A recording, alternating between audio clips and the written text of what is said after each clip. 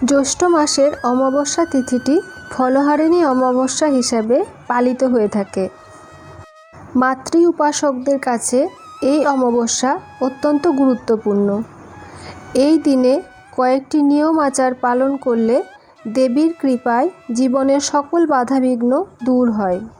এই অমাবস্যা তিথিতে দেবীর আরাধনায় মোক্ষ ফল প্রাপ্তির যোগ তৈরি হয়। কথিত আছে, এই দিন মা কালী মানুষের সমস্ত খারাপ কর্মফলকে নিজের মধ্যে ধারণ করেন। দক্ষিণেশ্বর থেকে কালীঘাট তারাপীঠে ফলহারিণী কালী পুজো করা হয়।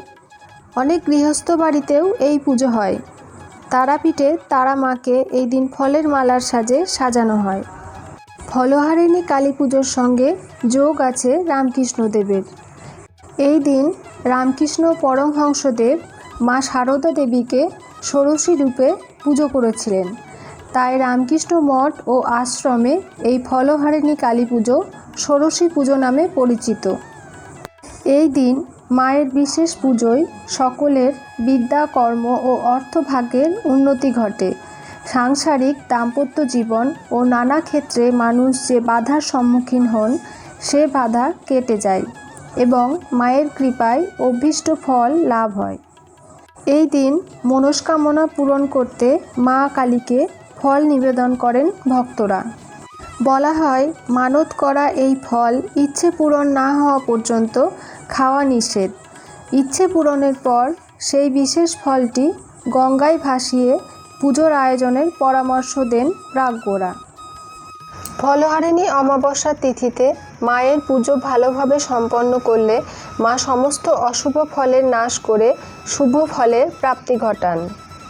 ভক্তদের কাছে জাগ্রত ও পবিত্র এই তিথিতে পালনীয় কিছু আচার আচরণ আছে, সেগুলি অনুসরণ করলে অভাব দূর হবে এবং কাটবে বাধাবিঘ্ন। আগামী 5ই জুন পালিত হবে এ বছরের ফলহারিণী কালী পুজো। ভক্তদের বিশ্বাস, এই তিথিতে জীবনের সব কুকর্মের ফল হরণ করেন দেবী। তার পায়ে নিবেদন করা হয় মৌসুমি ফল। বিশেষ করে 16টি কলায় সিঁদুরের তিলক দিয়ে সেইগুলি নিবেদন করুন দেবীর পায়ে। এছাড়াও বিজোড় সংখ্যক মৌসুমি ফল মনের ইচ্ছে অনুযায়ী সাজিয়ে নিবেদন করতে পারেন। যতগুলি ফল নেবেন ততগুলি প্রদীপ নিন। বড় থালায় সাজানো প্রদীপগুলিতে দিন সর্ষের তেল, লাল সলতে, কালো তিল এবং একটি কাঁচা টাকা। পাশে রাখুন একটি লাল বস্ত্র বা গামছা। সঙ্গে রাখুন লাল জবার মালা, তুলসী এবং বেলপাতা। বড় প্রদীপে এতটাই তেল দেবেন যাতে যতক্ষণ অমাবস্যা থাকে ততক্ষণ যেন প্রদীপ জ্বলতে থাকে। দেবীর সামনে প্রদীপ প্রজ্বলন করে মনস্কামনা প্রার্থনা করুন। একইভাবে প্রদীপ প্রজ্বলন করুন বাড়ির সদর দরজার দুপাশে।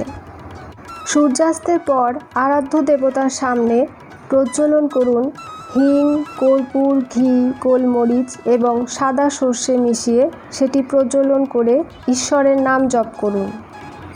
এরপর সারা বাড়িতে এই ধোঁয়া ছড়িয়ে দিন, দূর হবে নেগেটিভিটি। এই বিশেষ অমাবস্যা তিথিতে দেবীর পায়ে নিবেদন করুন মৌরিদানা। পুজোর পর সংগ্রহ করুন সেই মৌরিদানা। পরিচ্ছন্ন স্থানে সেটি রাখুন। এতে কাটবে দাম্পত্য অশান্তি এবং অসুস্থতা। পরবর্তীকালে মৌরিদানা নষ্ট হয়ে গেলে সেটি কোনো গাছের গোড়ায় রেখে দিন।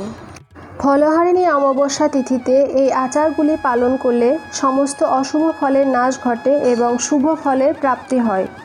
ভিডিওটি হেল্পফুল মনে হলে চ্যানেলটি সাবস্ক্রাইব করে পাশে থাকবেন।